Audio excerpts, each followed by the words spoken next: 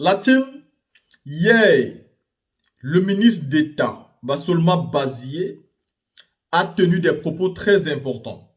Après cela, le ministre des Affaires étrangères du Mali, Abdoulaye Diop, a tenu aussi des propos très intéressants. Mais je remarque quelque chose.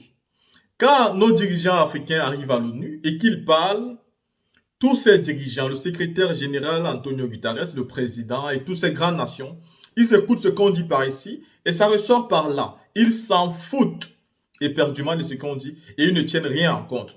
Donc pour eux, ce n'est que du tapage. Je pense clairement qu'il va falloir à un moment donné que l'Afrique prenne le courage de sortir de cette ONU-là. Parce que, expliquez-nous un peu, comment l'ONU a décidé de refuser au Niger de participer à la 78e section de l'Assemblée générale des Nations unies. Pourquoi? Sur quelle base, pour quelle raison vous refusez que ces autorités-là, c'est-à-dire participent à cela? On veut nous dire quoi? On ne reconnaît plus le Niger comme un pays? Ou bien comme l'ami du Niger, M. Bazoum, a sauté? Qu'est-ce qu'on veut nous démontrer là? Pourquoi c'est du deux poids, deux mesures? Mais le Burkina a subi un coup d'État. Le Mali aussi. La Guinée. Le Gabon. On en parle? Le Tchad. Et aujourd'hui, c'est en train de se passer au Niger et c'est sur le Niger qu'on déverse toutes les colères et toutes les frustrations. Est-ce le dernier combat de la France et de l'Occident au Niger? C'est inadmissible de l'accepter. C'est pourquoi nous allons vous présenter cette dénonciation du porte-parole du gouvernement du Niger. Et il y a encore cette petite partie du ministre d'État, Bassolma Bazié, qui est sorti sur la question hier. Il faudra prendre des décisions drastiques à un moment donné pour vraiment retirer toutes ces chaînes qui font à ce qu'on reste encore dans cette institution de merde là. Parce que plus on parle, plus on se plaint et plus ils continuent à prendre des décisions qui ne sont pas dignes de foi. Les qui ont décidé que le Niger ne devait pas participer à la 78e section de l'Assemblée générale des Nations unies. Les qui? Les qui ont approuvé ça? Est-ce que tous les pays qui ont le droit du veto ont approuvé ça? C'est-à-dire la Russie aussi, la Chine aussi? On aimerait bien avoir les détails. Ou bien c'est Antonio Guterres, le secrétaire, qui a décidé ça de manière unilatérale, de dire telle personne ne va pas participer, son pays ne participe parce qu'ils ont fait un coup d'État, et c'est fini. On se dirait dans une cour de récréation. Et du coup, on se demande, ce que le ministre a dit en parlant de coup d'État à l'ONU, est-ce que ce n'est pas vrai? Est-ce qu'il ne faut pas vraiment un coup d'État à l'ONU pour qu'il puisse vraiment comprendre la nécessité de changer radicalement toutes les institutions c'est-à-dire toutes les institutions de cette institution qui est chargée de représenter le monde, mais qui ne représente en réalité plus du tout le monde parce que le monde évolue, mais eux, ils n'évoluent pas. Ils restent toujours avec les accords de 1945 et pourtant beaucoup de choses ont changé. Et qu'aujourd'hui, en 2023, il faut prendre tous les pays en compte, tous les continents en compte. On ne peut pas utiliser un continent qui compte 1,3 milliard d'individus et dire que ce continent-là n'a pas le droit de veto. On prend les décisions par rapport au pays de ce continent-là sans tenir compte d'aucun autre pays. Ce n'est pas possible. Qui va donc nous soutenir là-bas? Personne, même pas l'Union africaine, n'a le droit de veto ou pas là-bas. Il faut vraiment ceux qui représentent l'Afrique. À un moment donné, il faudra réellement au moins que l'Union africaine ait le droit de veto à l'ONU. Tant que cela n'est toujours pas possible, je pense qu'on doit se remettre en question et se dire les vérités. Soit quitter dans cette Union des Nations Unies, soit créer une autre qui est vraiment représentative de tout le monde entier, de tous les individus, tous les partis composants. Mais plus quelque part où ils vont décider pour nous sans que nous-mêmes, on nous pose la question si nous sommes d'accord ou si nous ne sommes pas d'accord. Là, team, écoutons encore ces deux vidéos aussi qui vous démontrent cette stupidité et cette arrogance dont nous ne pouvons plus accepter. Écoutons. Communiqué. Le Conseil national pour la sauvegarde de la patrie, CNSP, et le gouvernement de la République du Niger prennent à témoin la communauté nationale et internationale quant aux agissements perfides du secrétaire général de l'Organisation des Nations Unies, Antonio Guterres, qui sont de nature à saper tout effort de sortie de crise de notre pays, le Niger. En effet, avec la complicité de la France et des deux chefs d'État francophones de la CEDEAO, le secrétaire général des Nations Unies s'est fourvoyé dans l'exercice de sa mission en faisant obstacle à la pleine participation du Niger aux travaux de la 78e session de l'Assemblée générale de l'ONU. C'est ainsi qu'en violation de la Charte des Nations Unies, en particulier les règles statutaires d'accréditation d'un représentant permanent auprès des Nations Unies et celles régissant la tenue de sessions de l'Assemblée générale de l'ONU, M. Guterres a non seulement refusé de prendre acte de la liste officielle des délégués de la République du Niger à la 78e session de l'Assemblée générale, mais surtout a accédé à la demande fantaisiste de l'ex-ministre des Affaires étrangères, Hassoumi Massaoudou, tendant à révoquer le représentant permanent du Niger auprès des Nations Unies. La République du Niger recuse et dénonce avec force cette ingérence manifeste de M. Guterres dans les affaires intérieures d'un État souverain. Cette manœuvre de sape participe d'une logique de privatisation des relations diplomatiques consistant à un deal cynique et entre copains pour faire taire la voix de la vérité et du bon sens au détriment du Niger et de son peuple.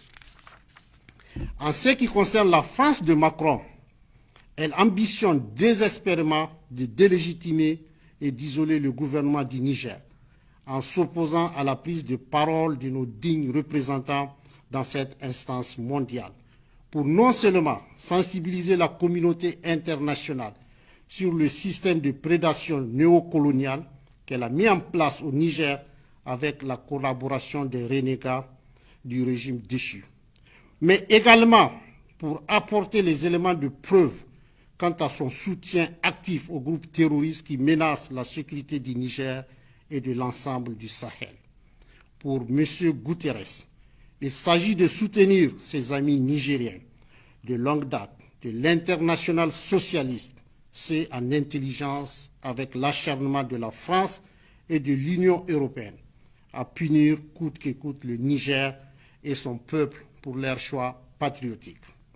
Quant aux deux fugitifs, les ex-ministres Hassoumi Massaoudou et Al-Kash Al-Hada, il s'agit de trouver le prétexte et les soutiens au niveau international pour se soustraire à la justice nigérienne, devant laquelle ils devront pourtant impérativement répondre de leurs crimes et des actes de haute trahison commis à l'endroit du Niger et de son peuple. En tout état de cause, le CNSP et le gouvernement, forts du soutien indéfectible du peuple souverain, tiennent à rassurer les Nigériens de leur ferme détermination à défendre résolument les intérêts vitaux du Niger. Fait à Niamey le 22 septembre 2023. Les dirigeants représentant le peuple frère du Niger ont été pratiquement interdits d'accès au siège des Nations Unies. Le Burkina Faso condamne fermement cette manœuvre sordide qui relève de pratiques moyenâgeuses. Cela ne peut évidemment se faire que par des esprits en perte de valeurs essentielles pour toute vie harmonieuse en société. De ce fait, nous renchérissons pour dire que l'ONU ne doit en aucun cas être un instrument dans les mains d'un quelconque pays. Les leaders panafricanistes qui se sont battus pour l'unité africaine, nos grands-parents qui sont tombés dignement sous les des colons, les dignes fils africains qui se sont sacrifiés pour l'honneur sur le continent et qui ont lutté férocement contre la traite négrière et le néocolonialisme, ont eu leur sommeil de guerriers perturbé pour avoir entendu qu'une poignée d'enfants égarés de l'Afrique tiennent le Niger, telle une boule de coton, à l'envahisseur afin qu'il y mette le feu. Oui, cher continent africain, une poignée de tes enfants a décidé de t'humilier et de te vilipender à travers le mensonge éhonté d'État, en commençant par le Niger. Par conséquent, je lance un appel vibrant et solennel au peuple sénégalais, béninois, nigérian, ghanéen, tchadien, ivoirien, comorien, bissau-guinéen et tous les peuples d'Afrique à se mobiliser davantage dans la fraternité et la solidarité africaine afin d'éviter que les impérialistes mettent le feu au Niger, comme le cas de la Libye. Monsieur le Président, Monsieur le Secrétaire général, distingué personnalité, j'insiste à cette tribune de l'ONU et devant le monde entier que la CEDEAO, l'Union africaine et l'ONU doivent impérativement se muer en des organisations véritables des peuples en lieu et place de structures d'une minorité de chefs d'État. Elles ne doivent pas être utilisées et instrumentalisée pour déstabiliser des pays frères en assassinant leurs leaders. Ce n'est qu'à ce prix que la charte de l'ONU et le droit international auront un sens. Enfin, parlant de la charte de l'ONU et du droit international, un conflit entre la Russie et l'Ukraine est entretenu et voulu par certaines puissances. Ainsi, plusieurs pays occidentaux, notamment les États-Unis et l'Union européenne, y ont déversé toute sorte de soutien, notamment militaire. Les populations civiles ukrainiennes, engagées comme volontaires, dont certains pilotent même des chars, sont félicités et traités de patriotes. Le Mali, le Niger et le Burkina Faso font face à une guerre qui leur a été imposée par l'impérialisme sous le couvert de terroristes de tout acabit, sémant terreur et désolation. Malgré l'existence de cette même charte des Nations Unies, avec ses principes d'égalité, de justice d'une part, et d'autre part, le même droit international invoqué à cette tribune de l'ONU, il y a nettement un fossé abyssal dans le traitement des questions. En effet, prenant le cas du Burkina Faso, les populations civiles, face aux incursions des terroristes, ont décidé de s'engager aux côtés des forces de défense et de sécurité. Le mensonge d'État, l'hypocrisie diplomatique, la boulimie du pouvoir, la recherche effrénée du gain, l'esprit démoniaque de domination et d'exploitation de l'homme par l'homme sont les vrais plaies qui gangrènent notre vivre ensemble et font courir toute la société à sa perte, y compris donc notre organisation, l'ONU. Son Excellence, M. Antonio Guterres, secrétaire général de l'Organisation des Nations Unies, Son Excellence, M. Joe Biden, président des États-Unis, Son Excellence, M. Denis Francis, représentant permanent de la Trinité et Tobago auprès des Nations Unies, élu président de la 78e session de l'Assemblée générale, Son Excellence, M. Luis Inácio Lula da Silva, président de la République fédérative du Brésil. Permettez-moi de reprendre ici des parties de vos propos, discours respectifs prononcés à cette même tribune à l'ouverture de cette 78e session. Primo, je cite, « Nous sommes dans un monde sans dessus-dessous. Les cadavres jonchent les plages où des milliardaires se prélassent. » Pour la deuxième personnalité, je cite, « Nous sommes à la croisée des chemins. Nous avons une cause commune, à savoir léguer à nos enfants un monde avec un bon climat social. » Fin de citation. Pour la troisième personnalité, je cite, « Malgré les difficultés, nous pouvons nous en sortir.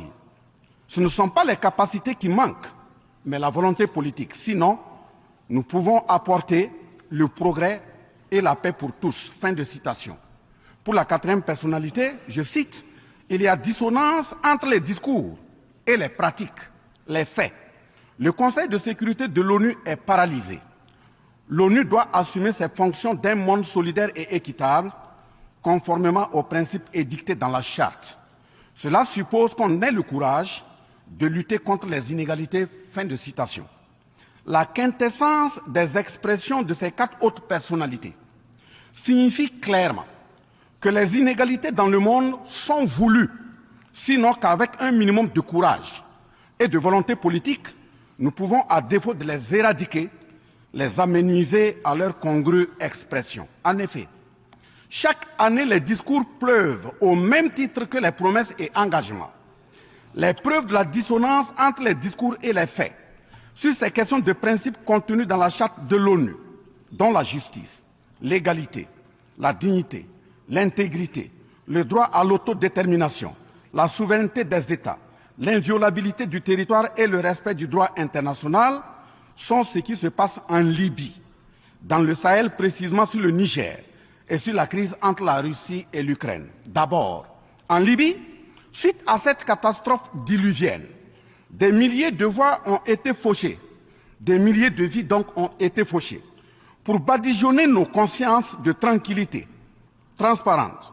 Chaque nation se précipite pour présenter sa compassion, sa solidarité. C'est certes pour donner l'impression que nous vivons en société et que nous défendons des valeurs. L'honnêteté intellectuelle le recommande et l'histoire des consciences nous reflète que nous devons présenter nos sincères excuses au peuple libyen pour avoir été, collectivement et individuellement, par passivité condamnable ou par complicité active et inacceptable aux côtés des qui ont été la première catastrophe anthropique en Libye. C'est cette catastrophe qui a mis la Libye à genoux en la saccageant et son guide avant que les eaux de déluge ne viennent l'endeuiller davantage. Et malheureusement, à la tête de cette catastrophe humaine était l'ONU sous la résolution 1970. Et le silence coupable voit la complicité de la CEDEAO et de l'Union africaine. C'est que la France de Nicolas Sarkozy en tête a le guide libyen, le colonel Muammar Kadhafi, le 20 octobre 2011. Si les condoléances au peuple libyen avaient un minimum de bon sens et sans hypocrisie, cette diplomatie n'aurait jamais lieu autour du cas du Niger pour y créer une Libye bis. Ensuite, pour preuve que les relations internationales sont teintées d'une haute hypocrisie diplomatique, dénudées de conscience, de morale, de dignité, d'intégrité, de justice, donc de paix, ce sont encore les mêmes gesticulations dans un aliment scandaleusement mauvais qui s'agitent comme des fauves autour de leur proie blessée pour la dévorer. Aujourd'hui, nous avons fait le constat malheureux que contrairement au discours de profession de bonne foi prononcé à cette tribune de l'ONU, invitant au respect de la charte de l'ONU et du droit international, les dirigeants représentant le peuple frère du Niger ont été pratiquement interdits d'accès au siège des Nations Unies.